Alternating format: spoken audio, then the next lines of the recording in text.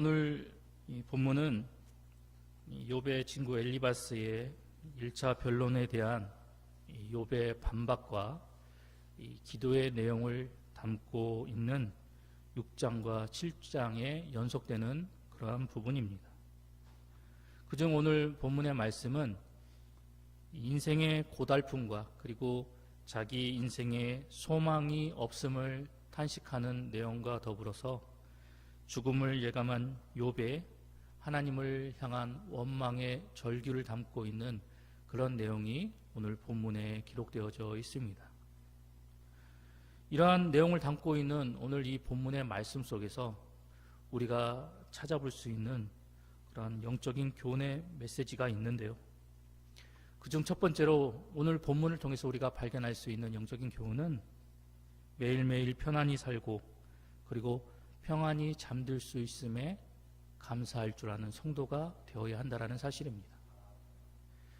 4절 말씀을 살펴보면 욥은 자신의 잠 못 드는 그 밤의 고통을 이 구절을 통해서 우리에게 들려주고 있습니다. 이 욥을 괴롭혔던 이 육체적인 질병은 이 밤에는 통증이 더욱더 극심해져서 이 통증 때문에 결국 사람이 시름시름 앓다가 죽음에 이르게 하는 그러한 궤양성 이 피부병의 일종이었던 이것을 통해서 욥은 날마다 고통을 당하고 이 극심한 괴로움 가운데 놓여져 있었습니다. 이러한 아픔을 겪고 있는, 이러한 고통을 겪고 있는 이 욥이 자신이 처한 고통과 괴로움이 어떠한지에 대해서 이 본문의 말씀을 통해서 호소를 하고 있는 것입니다. 그런데 세상에는 이 욥과 같이 육체적인 아픔과 고통으로 인해서 편안히 잠을 들지 못하며 하루하루를 괴로움 가운데 살아가고 있는 존재들이 무수히 존재하고 있습니다. 뿐만 아니라 욥과 같이 육체적인 고통과 괴로움이 아니더라도 여러 가지 다른 상황과 그리고 여러 가지 문제와 이유로 인해서 평안히 잠들지 못하고 하루하루를 괴로움 가운데 살아가는 그런 사람들도 있다라는 것입니다. 그리고 지금 어디선가에서도 자신이 처한 그런 괴로운 상황과 아픔 때문에 지금도 그 누군가에게 자신이 겪는 그 고통을 호소하지 못한 채 하루하루를 그 괴로움을 삼키며 묵묵히 살아가고 있는 존재도 있을 것입니다. 도저히 잠들 수 없는 문제로 인해서 고민하고 아파하고 그 누가 내가 처한 이런 괴로움과 고통을 알고 있을 것인가? 깊이 씨름하면서 괴로워하면서 밤을 꼬박 새며 나아가는 하나님께서 주신 이 밤을 평안히 누리지 못하고 고통과 괴로움 가운데 처음에 살아가는 존재들이 의외로 많이 존재하고 있다는 것입니다.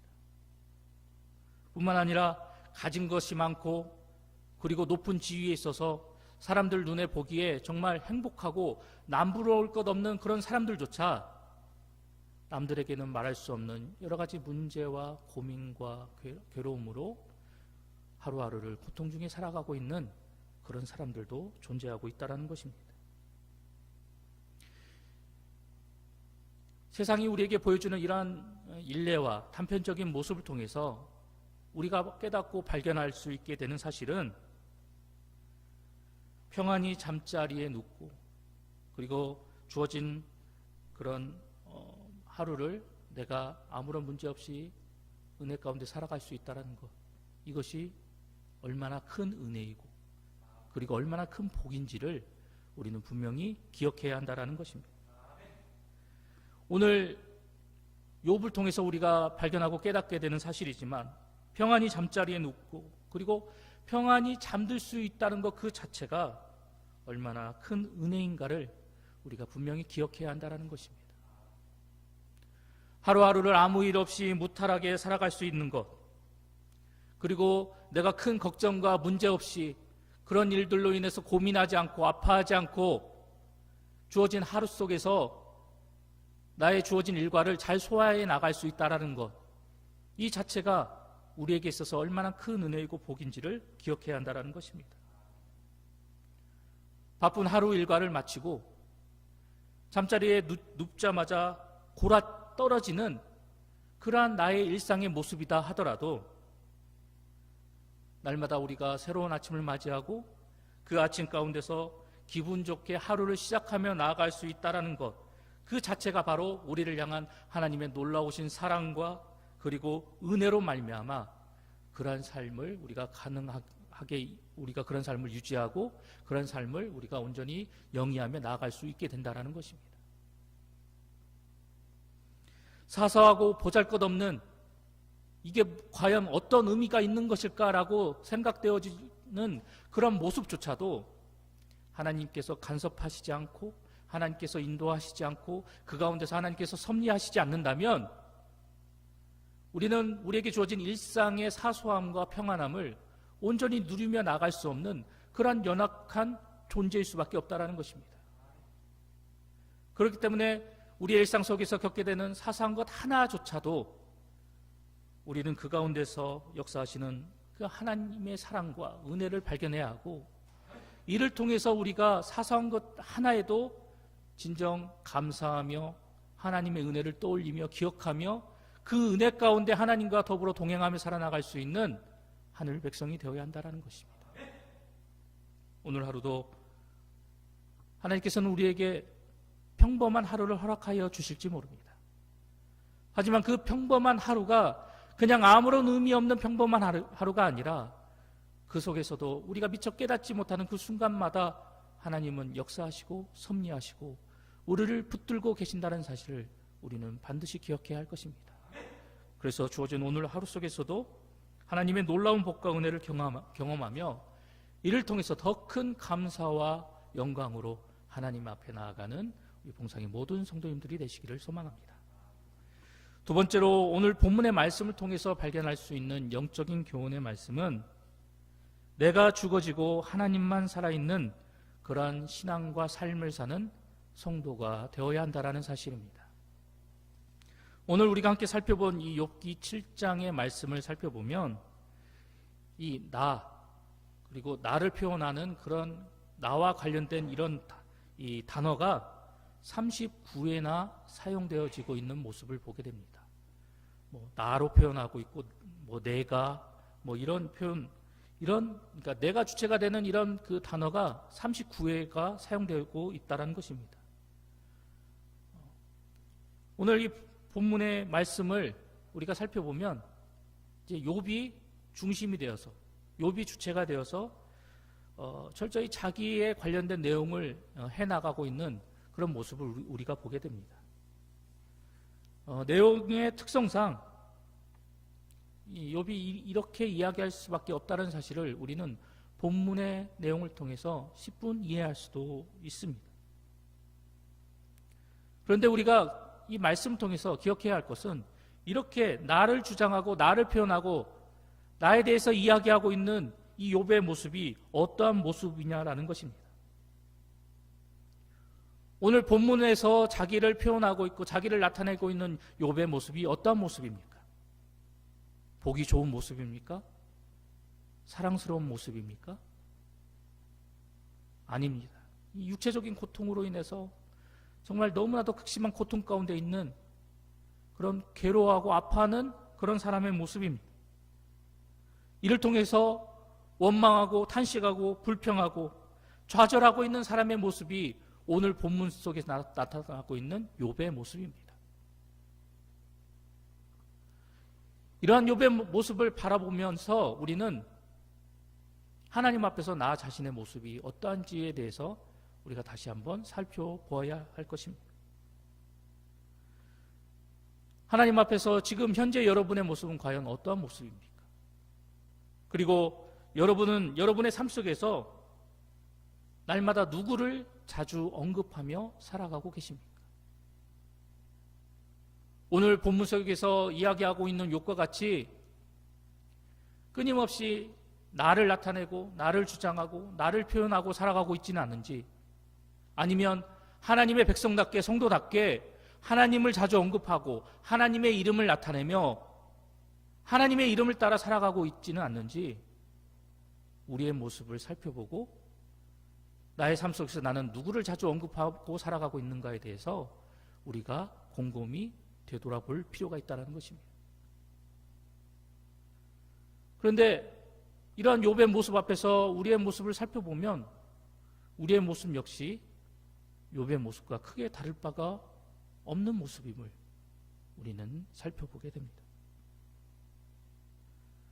하나님의 백성이지만 신앙의 눈으로 바라보지 않고 세상의 기준과 관점으로 모든 것을 바라보고 판단하며 나아가고 있는 우리의 모습을 보게 됩니다. 하나님의 백성답게 모든 것을 믿음의 눈으로 바라보고 모든 것을 긍정적으로 받아들이고 수용하며 하나님과 더불어 동행하는 삶을 살아나가야 되지만 여전히 세상 사람들과 함께 부정적인 시선과 관점으로 바라보고 모든 것을 판단하고 결정해버립니다. 더 나아가서 나에게 조금만 불이익이 닥치고 그리고 내가 손해보는 일을 겪게 되면 여지없이 원망하고 불평하고 좌절해버리는 나약한 우리의 모습을 보게 됩니다. 그런데 이러한 나의 모습이, 이러한 저와 여러분의 모습이 죽어지지 않고 여전히 우리 모습 가운데서, 우리 삶 가운데서 살아있게 된다면 그러한 모습 속에서는, 그러한 생활 속에서는, 그런 인생의 여정 속에서는 하나님의 모습이, 하나님의 살아계심이 나타나기 매우 어렵다라는 것입니다. 내가 살아있는 한, 나 불평하고 원망하고 좌절하고 낙심하고 누군가를 시기하는 이런 모습이 여전히 나의 삶 가운데서, 나의 생활 속에서, 나의 모습 가운데서 여전히 살아있는 한 나의 생활 속에서 하나님의 모습은 나타나기 어려우며 더 나아가 하나님의 영광은 가려지고 나의 안 좋은 모습만 남아있게 된다는 것입니다. 내가 죽어지지 않는 삶 속에서는 하나님의 이름은 부정되어집니다. 여전히 나만 나타나게 됩니다. 그리고 나만을 주장하는 그런 어리석은 삶을 살아갈 수밖에 없다는 것입니다. 교회에 출석하고 신앙생활을 한다 하더라도 내가 죽어지지 않는 이상 나의 삶 속에는 풍성한 신앙의 열매가 맺혀지지 않게 된다는 사실입니다. 그런데 이런 사람들을 향해서 사도 바울이 뭐라고 말씀하고 있는지 아십니까? 이런 사람들을 향해서 오늘도 사도 바울은 단호하고 강하게 선포하고 있습니다. 나는 십자가에 못 박고 오직 나를 위해 몸을 버리신 그 하나님의 아들을 믿는 믿음 안에서 온전히 살아가야 한다라고 오늘도 강력하게 영적인 말씀을 선포하고 있는 것입니다. 이런 모습으로 살아나가는 것이, 이런 믿음을 소유하며 살아나가는 것이 믿음으로 삶을 살아나가는 성도의 최고의 삶이다라고 사도는 우리에게 교훈하고 있습니다. 그리고 이러한 삶이야말로 성도가 추구해야 될 진정한 삶의 모습이다라고 우리에게 강조하고 있는 것입니다. 믿음으로 사는 성도는 더 이상 자기 자신을 위해서 살아가지 않습니다. 하나님의 백성으로서 믿음으로 사는 성도는 이제 내가 아닌 예수 그리스도가 사는 삶을 살아나가고자 애쓰고 노력하고 수고하며 나아가는 그러한 사람입니다. 이러한 삶을 살아나가는 성도에게는 내가 가지고 있었던 추하고 더러운 모든 것들이 다 사라지고 예수 그리스도의 삶을 살아가고자 추구하고 노력하는 그런 모습으로 인해서 이제는 하나님의 영광이 나타나고 하나님께서 원하시는 신앙의 풍성한 열매가 맺어지는 아름다운 삶을 살아가게 된다는 것입니다. 하지만 성도라 하면서도 여전히 내가 죽어지지 아니하고 여전히 내가 나타나고 내가 높아지고 나만을 인정하는 그런 삶을 살아간다라고 한다면 그 사람은 교인은 될 수 있어도 참된 성도라 인정받기 어렵게 될 것입니다.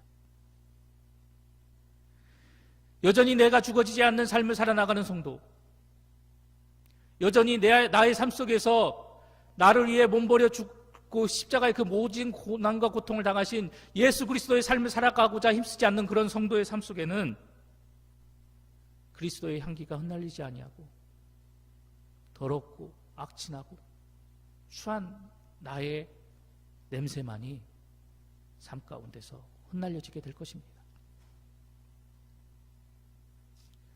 오늘날 교회와 성도들이 세상 속에서 지탄받는 이유가 무엇입니까?